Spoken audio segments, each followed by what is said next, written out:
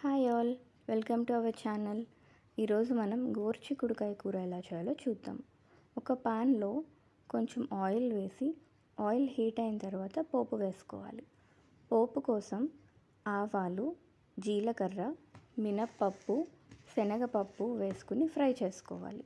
తరువాత ఉల్లిపాయలు, పచ్చిమిర్చి, కరివేపాకు వేసుకుని ఉల్లిపాయలు ట్రాన్స్పరెంట్గా అయ్యే వరకు వేయించుకోవాలి. తర్వాత మనం ముందుగా కట్ చేసి పెట్టుకున్న గోరుచిక్కుడుకాయ ముక్కలను వేసి బాగా ఫ్రై చేసి ఉప్పు, పసుపు వేసి మరొకసారి ఫ్రై చేసుకోవాలి.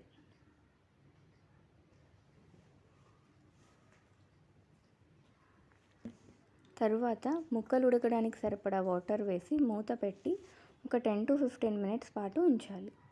తర్వాత ముక్కలు మెత్తగా అయిన తర్వాత ఒకసారి బాగా కలుపుకుని కొబ్బరి పొడి యాడ్ చేసుకోవాలి.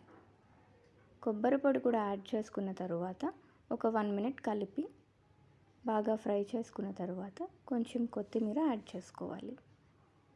కొత్తిమీర కూడా యాడ్ చేసి ఇంకొకసారి కలిపి స్టవ్ ఆఫ్ చేసేసి దింపేయడమే.